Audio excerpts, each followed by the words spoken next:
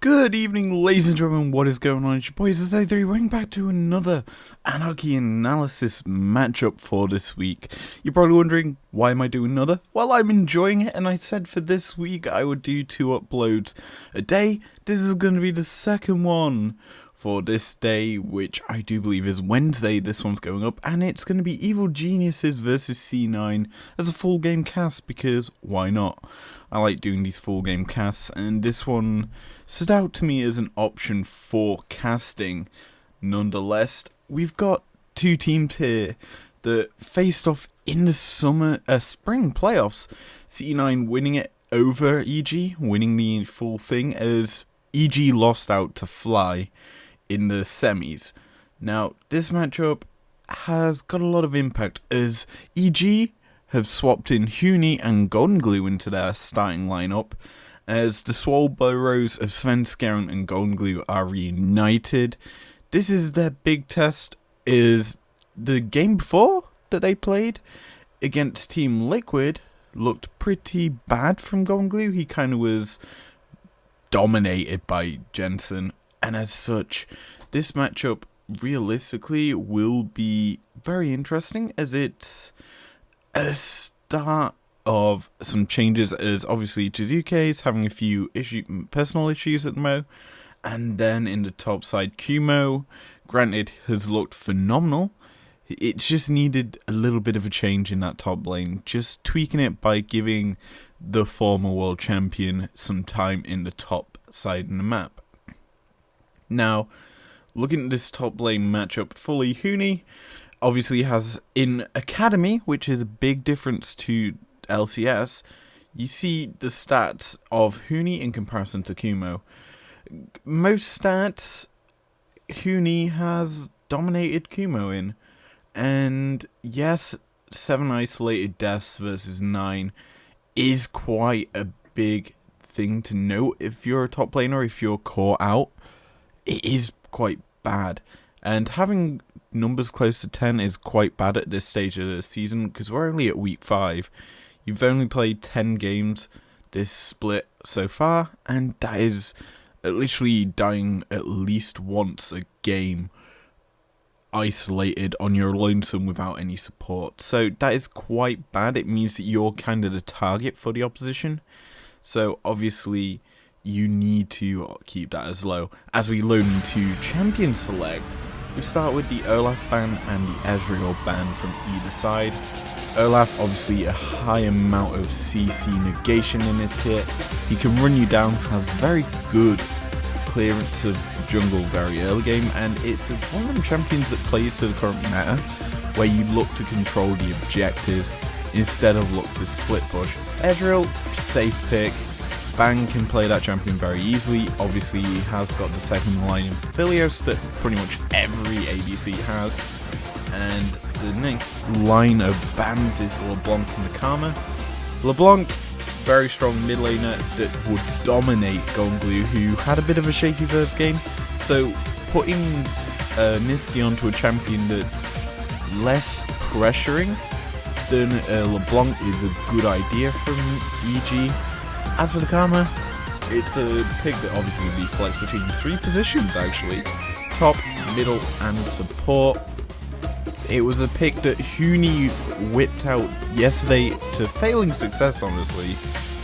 It wasn't the best as a whole, and I don't think would be the option if C9 were to have let it through anyway. TF, roam game, mid lane priority pick, get rid of it. That's essentially name of the game there with the TF ban from EG. And then the Rumble is a Huni special, something he's very dominant on. That does leave open the GP as a safe option for that top side. And what do you know, Aphelios has been locked in for Bang, his safe secondary ADC, something that he's very good on as a whole, and realistically would carry this game if he's allowed to get to that stage. As for C9, they lock in the Ashe. It's a fairly safe matchup for the Ashe into the Aphelios, because she can look to pick him off. Because if EG don't draft, say, a Tom Kench, a Bard, or a Thresh, that Aphelios is very easy to lock up, and if he gets locked up, he's dead because he has no mobility tools in this kit. Lee Sin, again, very good early game jungler in setting up plays and getting his team ahead, if he's allowed to. Obviously, he does do a lot of AD damage and is very, very strong. EG side, Volibear and Zoe locked in. Volibear, strong jungler in current meta, high amount of attack speed, very good at killing off the jungle and ganking, because obviously his ultimate turns off turrets, so you use him in jungle, he gets the lanes, he jumps on top of the turret. If you're trying to get there as safety, you're still dead. Zoe, very strong pick in the mid lane. It's a pick that's started to return back to the meta. She fell off a bit at the start of the summer split, but obviously she's a very potent champion with damage. She gets free summon spells, she's very powerful with them things, and I do believe you get so much out of that kit, as it just does so much burst. But she is going to be played into the Syndra, which is a favoured matchup for the Syndra because you just place your orbs directly on where Zoe has portaled forward to from, and you essentially hit her with the massive Scarrow. We can then full burst her down with the rest of your kit. Bans, looking at 3 bans towards hook champions, the Thresh, the Blitz and the Nautilus, all removed off the board. Zazel's not going to get one of these advanced playmaking champions. Similarly, Vulcan won't get that unless they go for obviously a Rakan, but Bard's locked in for Vulcan, a very strong in the current meta support, because these enchanters are very strong at keeping their ADCs alive and being realistically a nuisance. I've been playing so much Bard in solo queue. He is a nightmare because that ultimate Tempered Fate cooldown is very, very quickly regained, and he's just able to win team fights for free. It's basically a free AoE Zhonya's. Looking at the next 2 picks for EG, their last 2 picks, it's the Alistar and the GP. Now, Alistar has not been seen this split at all in the LCS. It has been whipped out in the LEC, I do believe, by Kaiser. It was very... Actually, it might have been Vander. One and two. But anyway, it's a very strong pick into this C9, and it's the sort of engage tool that EG was lacking. Yes, you could dive forward with the volley, but you need someone with him in order to set up a fight. Alistar is perfect because you have a good amount of lockup with that kit. Obviously, you can headbutt pulverize. It does make it a bit vulnerable for the Aphelios, considering he has no sort of tool to get out of the way.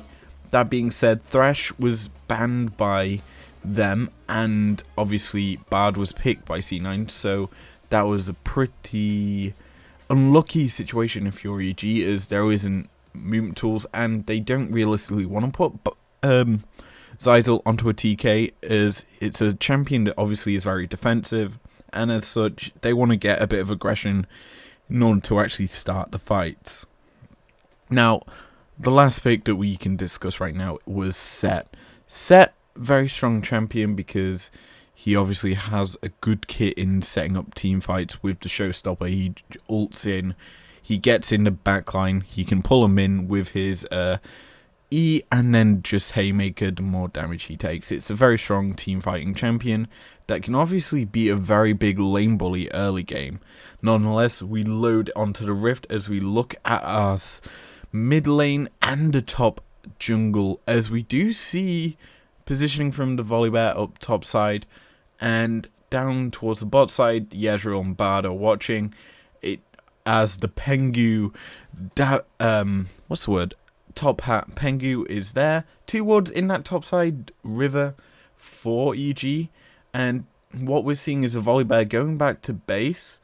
I do believe he's switched over from that ward, his trinket ward, to the sweeper, which is kind of this trademark thing, as a nice amount of gold picked up there for C9 on the first ward. Granted, they don't get the second ward in the river, but the ward that still remains there, they both have knowledge, if it isn't cleared out, of who's taking the scuttle, or if the jungler is taking the scuttle. It is a very nice setup, and I do believe the Bard Ward has just been cleared by the Zoe, and both junglers starting the bottom side map. Volibear doing it leashless. Similarly with the lead, they're both leashless, taking these blue buffs. And what we're going to probably see is the split jungle where Lee Sin will go to his red buff next, and topside, fairly obviously, it's going to be a set dominant matchup. GP's just looking to keep himself alive, as a lot of mana has been used by Huni right now.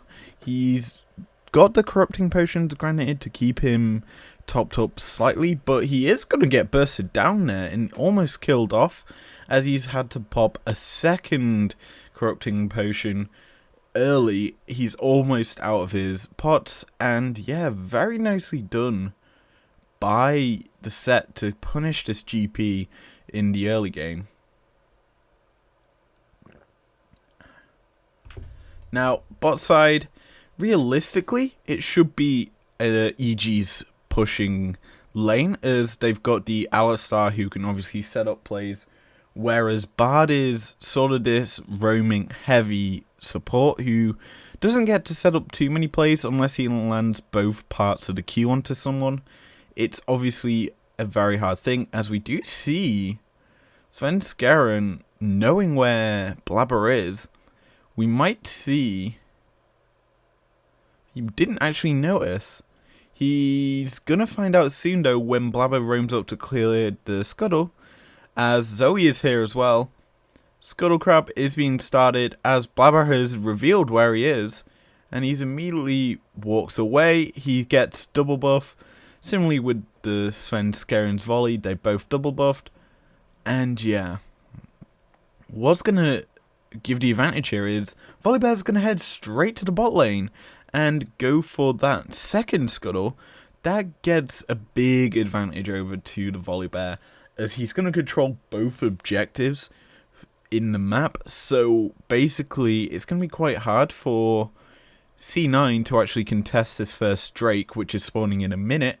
As you can see, the second one has been actually taken already by Svenskeren, as it shows in that left-hand side of the map. Now, looking at everything as a whole, fairly even in terms of CS in every position. A slight lead in mid for Golden Glue, but it's not too big, as we do see GP TPing in and already being chunked down to half health by the set. And set just walks away, doesn't take too much damage.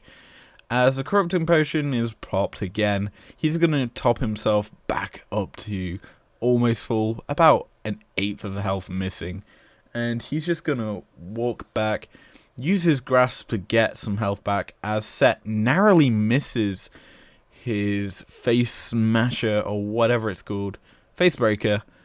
And yeah, this is quite a dominant top side now, as Set has opened up at least 10 CS difference. That's an entire minion wave already killed ahead of GP, and he still has TP to get back to lane, and he isn't actually going to burn it. That is a huge thing to note. Set not burning his TP because the wave's in good enough position, and he has such a big CS lead, which has shrunk down to 3 now. It's actually pretty good because he'll pick up the rest of the wave that's going to hit the turret without actually losing realistically anything here. Maybe a bit of gold advantage over to GP, but he's still kept the lead. And we should be seeing probably an early invade to this Drake, as nice roam coming in from Zazel to make sure that Niski doesn't go too hard onto Golden Glue. And because of the positioning, it does mean that EG are going to go straight to this Drake if they want it, because they have full control of this area. And Volibear should easily take it. Nice Sleepy Trouble bubble lands. He's going to force the cleanse out of Niski, which is a huge thing. And that is kind of a very easy gank if you're the Volibear now onto that Syndra to at least pop the flash out of her, making it a guarantee that he's going to get Herald, possibly. as a follow-up to the straight that he's taking right now. So we are going to see a 3-man gank towards his top side map. The cannon barrage is popped. He's going to look to kill off the minions. He is actually staying very healthy, and Set is going to have to engage. Showstopper is used. Haymaker is used, and that is a trade 1-for-1. It's going to be a kill onto Set for a kill onto Zoe, but First Blood does go to C9 as GP is just going in onto this C9 team, but he is going to die to the Lee Sin. Oh boy, that is so unlucky if you're GP, as he just lost sight of the Lee Sin as he jumped over the wall, and then he just came back over to follow up the kill. Great play, though we do see the Ocean Drake going over to EG. They're looking to stack that before Soul, and hopefully we get a replay of that dive where we can actually look at it a bit more clearly, and as a whole hopefully see why that last few shots from GP did not kill the Lee Sin. Anyway, let's have a look at this. So, GP getting his grass proxies, pops a barrel. Once he sees the gank come through, Cannon Barrage completely clears the wave.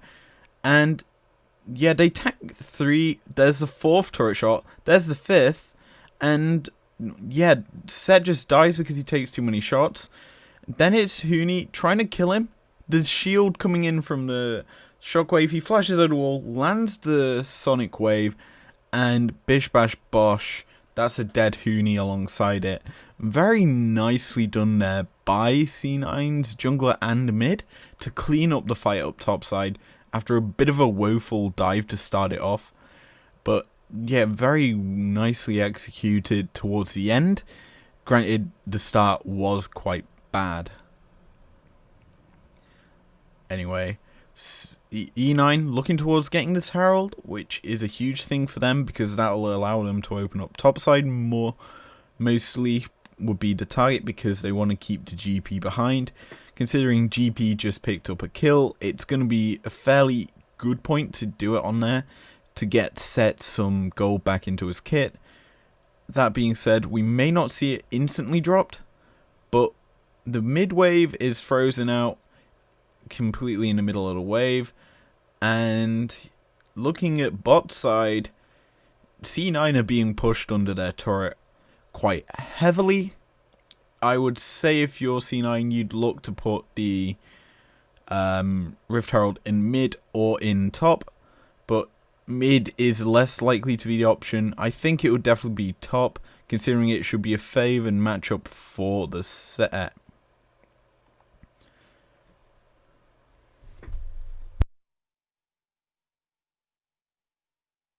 So, we look at this mid play, we do see the volley bear hanging around. It could have, if he landed at Sleepy Trouble, we might have saw the level 6 volley bear dive into that mid lane in order to set up the play, but we don't see that. Mid lane, bot wave fairly even in terms of CS. They're starting to just trade quite evenly.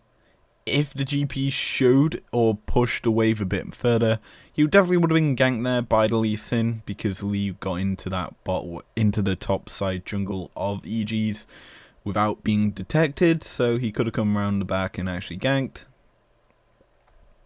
But no, we're seeing a bit of a freeze coming out of this top side map now, as Licorice is just letting the minions die, and obviously he wants to get the wave pushing into him to make it so he actually gets to keep GP under near his turret, making him more susceptible to a gank. And if he does get a gank and GP dies, it's more than likely going to be Herald drop topside, as Lee is showing in the bot side jungle.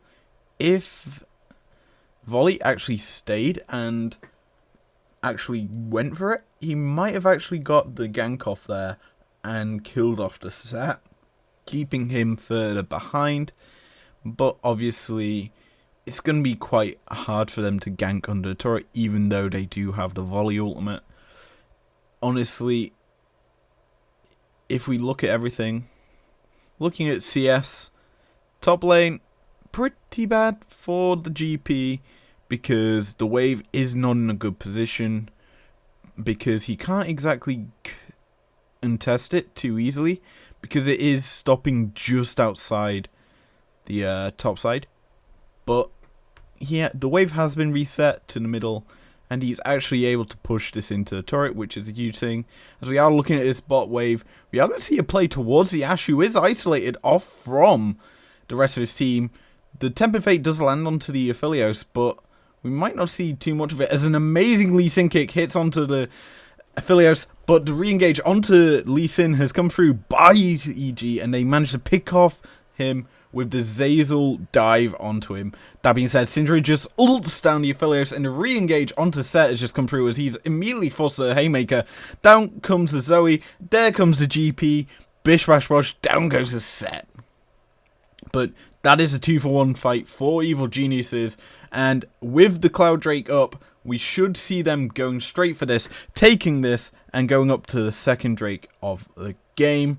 We'll find out what soul we're actually going to see, as we might see a contested from C9. As Syndra is positioning forward, the Hex Flash though does come out from the Aphelios to avoid it, and a nice blue buff is a reward for the Syndra for picking up the kill onto the Aphelios. But let's really watch this fight. As you see, if Alistar is just off to the side with the Aphelios, Zazel nicely locks up the Ashe, chunking her pretty much to below half health. That being said, Tempered Fate immediately lands onto Aphelios, so there's not too much damage pumped out, and if that damage would have landed, it would have been a kill. But a nice sort of gank onto the Alistar does kill the Lee. And then because Set decides to step forward here, he's just immediately punished for it, as the gunshot from GP just kills him off after a nice couple of TPs coming in to that fight. Looking at damage charts, GP actually did quite a lot in that fight. Ashe, though, was able to do quite a lot because she was able to stay alive through it all. Very nicely done. And if you think about this, first half of the split, C9 were dominant in all their games. They usually controlled the gold for most of it. This game, they're literally behind. Well, they're 1k ahead, sorry. But they usually, at this point in the game, start to balloon their lead. But they haven't at this point. They're actually staying fairly even with EG.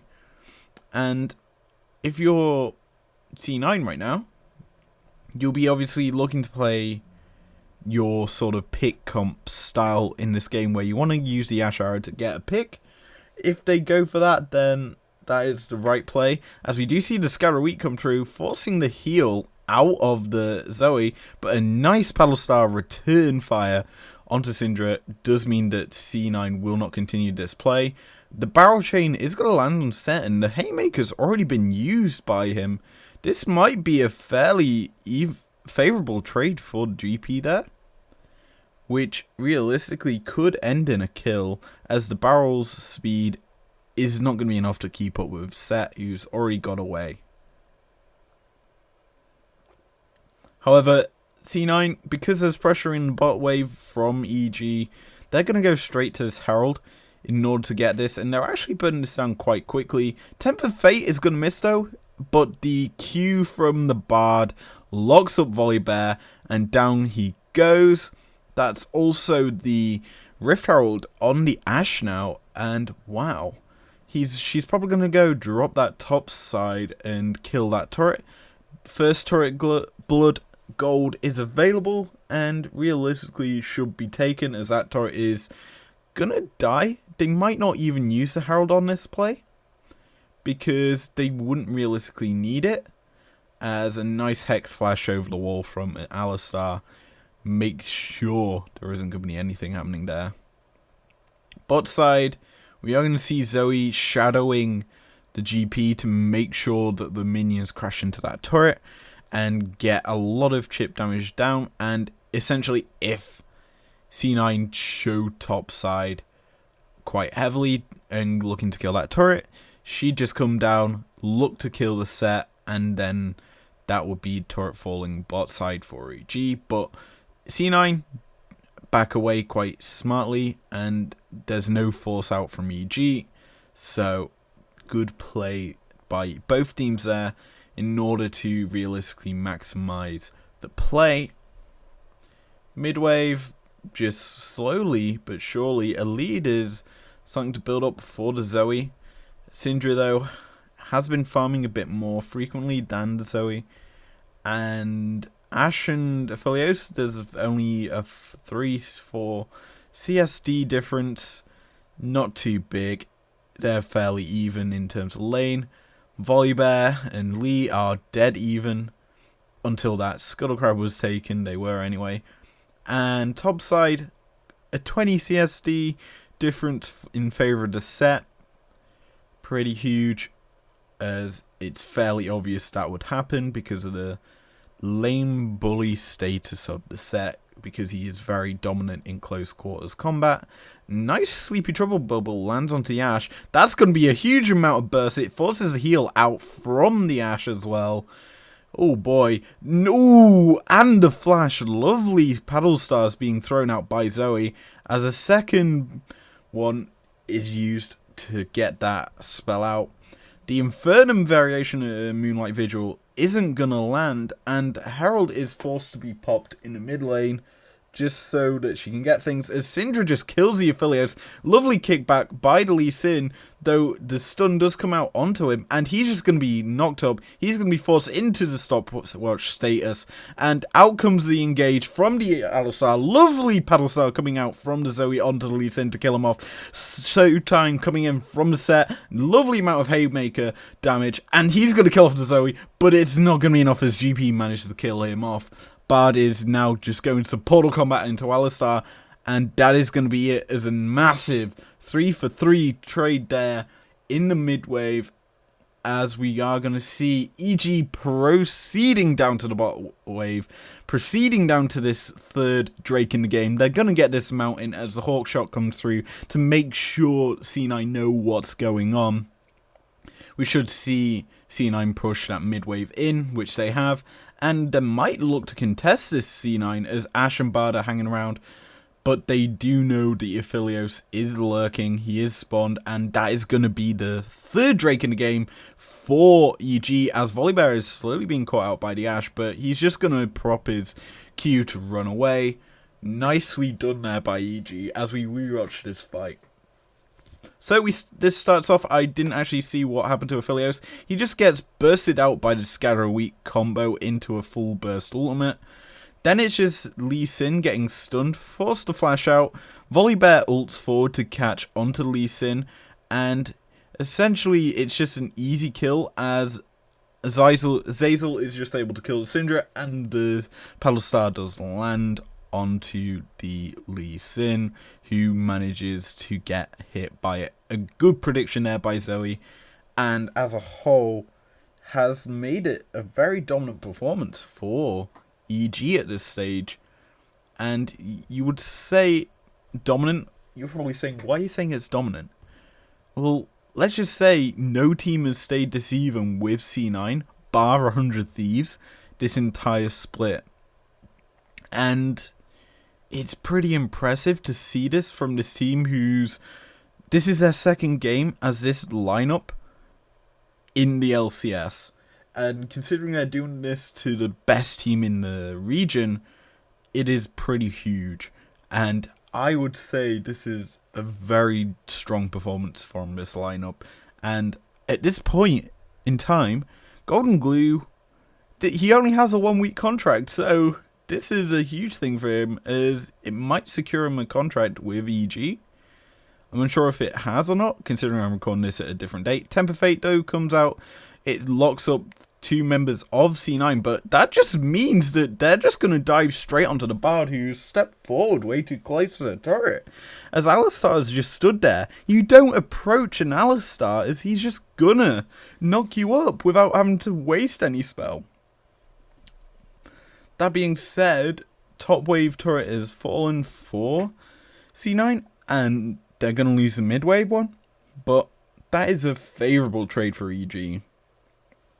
And amazingly, EG controls the kill lead, but they don't control the gold lead. It's still a 1k deficit, which is huge, and realistically, it's props to C9 as they're still able to control the gold when they're down in objective control. They're down in kills. Like, you've got to give the credit to them. But you look at the CSD difference in top wave. That's probably where all the gold difference is at this stage. 30 CSD difference. Huge. And it's amazing to see how badly this is going. That being said, GP has managed to keep the CSD roughly the same for the last 6 minutes, 5 minutes. And honestly, it is quite impressive as he's just able to free farm in this bot wave with the barrel chains. He's hit level 13, sorry. So he has a tier 2 ultimate, as well as probably maxed out his barrels. That is probably huge for him, as that will allow him to just burst the wave down instantly.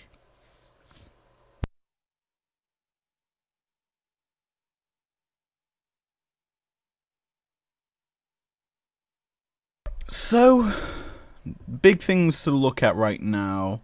We do have the Banshee's Veil picked up for the Zoe at this point in the game, which is huge. There's also a QSS onto the affiliates, as the Alistar is going to look to go on to Lee Sin there. But Cannon Barrage is used mid-wave. That is chunking quite heavily to Syndra. It is going to force out the redemption, and she's just topped back up.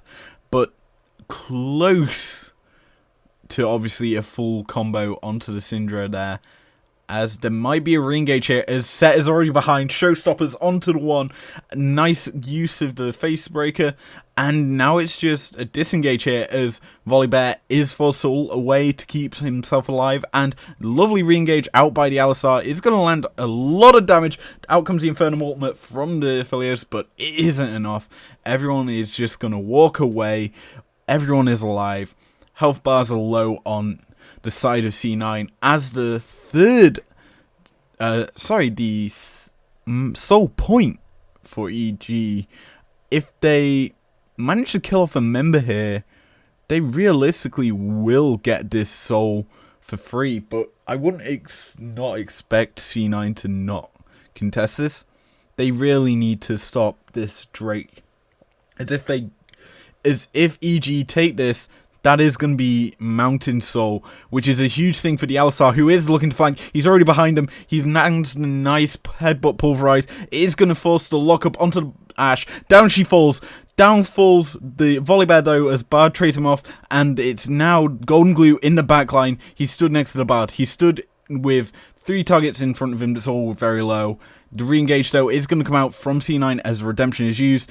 And there comes the TP coming in from GP as Alistar falls to the Set. And boom, the barrel chain is used, but the Bard Magical Journey is going to keep C9 alive. They're also going to get this blue buff stolen by Zoe as Aphelios is just chipping away at that. And the Battle Star combo has just killed off the Bard. And this should be the Ocean Soul, as a massive amount of damage from that Paddle Star combo hits onto the Lee Sin, the perfect target for it all. And he is forced away from this mountain. And this should be Mountain Soul coming over to EG as Set is looking to contest this. And that is going to be it. The Zoe secures the Mountain Drake and the Set kill. That is going to be Mountain Soul on Evil Genius's side. And EG are on top of this game as they could possibly turn to Baron here with this Mountain Soul in the next few minutes, because they should look to do this. Anyway, let's rewatch that fight as Zazel gets a lovely Hex Flash over the wall, immediately targets the 2 carries from C9 and downfalls Ashe immediately. Topside map, we do see Bard and Set taking down the Volibear, but what happens is GP is able to go back to base, recalling in that left-hand side map as a redemption comes through to heal up C9. He then immediately TPs in, and essentially he tries to keep them away from the pit. As Aphelios obviously comes back, he gets the Mountain Soul started, and EG get the Drake. Wow. Now, this is going to be hard for C9 to play through this, as EG should control the map right now, because there's a lot of power and basically flat stat armor, flat stat shielding on EG, which makes it so that the Syndra combo and Ashe combos will not instantly burst out this EG side, which is huge. And if you look at the Alistar, you look at the Volibear, and even the GP to some extent, all big bulky frontliners, they want to be in your face, they want to be killing you. And giving them these extra stats that can just make it so they can just stand in front of you like, yeah, we chilling, yeah, we vibing. And then they're just like, bish bash bosh, here, Aphelios, you can come in with that damage and kill them. But yeah, if I'm C9 at this point, you'll be looking to contest Elder, as Tempered Fate is just wasted there, and because that is used, Alistar just immediately comes in and kills off Sven. He is not able to play this game as Vulcan falls second, as he isn't able to make it through his magical journey, and his journey ends with him going back to Fountain. And if I am EG, I'll be looking to take this Baron now, as there is no damage sources other than the Syndra available to C9. That being said, we are going to see a big flank coming out of the Alistar, who's looking to obviously come over the wall there. A huge barrel chain though comes out from the GP and chunks the Syndra out. This should be Baron over to EG, as all the C9 members that are alive are just hugely chunked, and the Baron is going down very quickly thanks to the Aphelios and the Volibear together. Zoe comes in to chuck a few paddle stars in, and that is going to be the Baron over to EG. And oh my, what an amazing game this is actually turning out to be. But that was a phenomenal fight. I hope we get to watch it again. I want you guys, if we are, to focus in on Zeyzal. He played that fight perfectly, as he went. This is how you play Alistar. You target the carry with your headbutt pulverize, and he just went dead first in, as C9 possibly looking for a death bush sort of play in order to catch out a member from EG, but EG are just pushing straight down mid with C9 just hovering around the bot side jungle looking to get this tier 1 turret. Whereas EG are trading 2 turrets here, one in the mid lane and one in top wave. They're getting a bit of gold, but it's still not going to be enough, as EG are just getting more out from the plays. And yeah, this is very, very dominant as the top tier 2 turret falls here.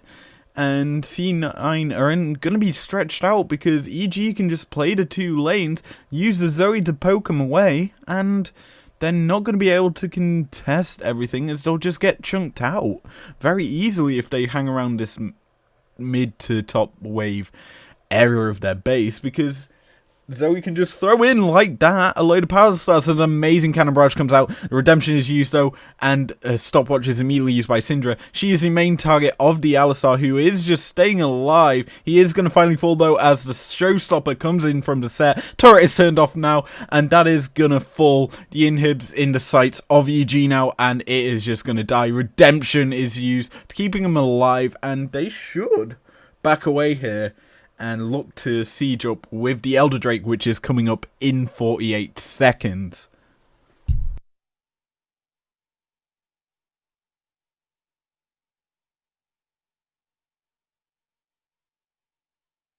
Resets now coming in for EG. They're going to use this time to buy up as much as possible, and I want to see what Aphelios picks up with the gold he just got injected into his back pocket because of the amount of turrets that were killed.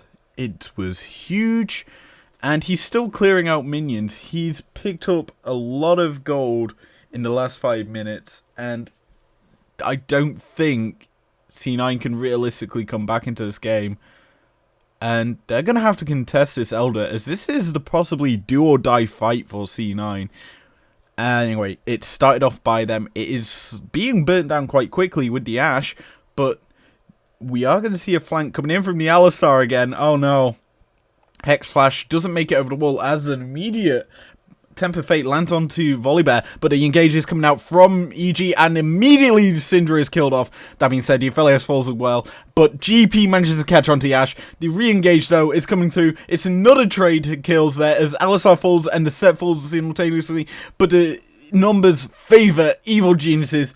They've got 3 alive there, and it's C9 only with the Bard available. This is going to be game for EG as they're looking to siege down the mid wave. The death timers are long enough.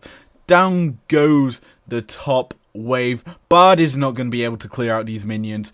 They cannot keep these Nexus turrets alive, and C9 are going to lose this game. Bard, he's trying as best as he can. It's not going to be enough. He's just being chunked away.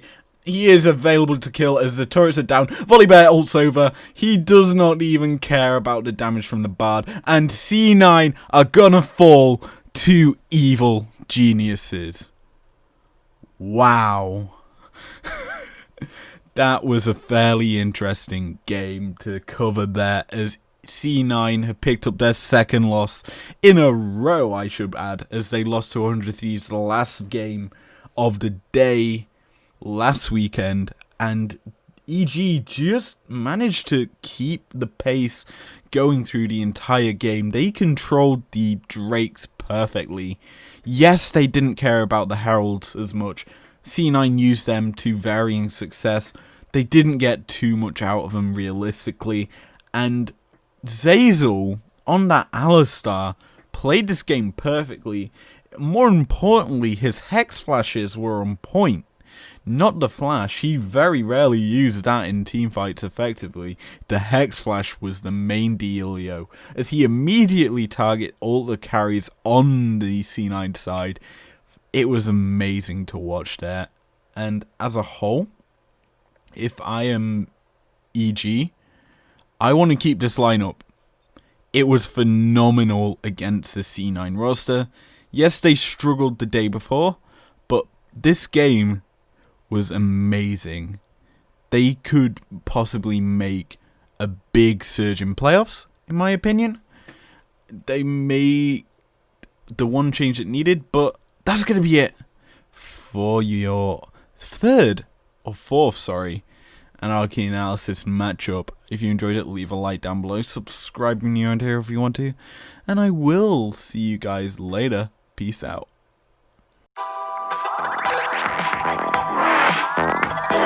Thank you.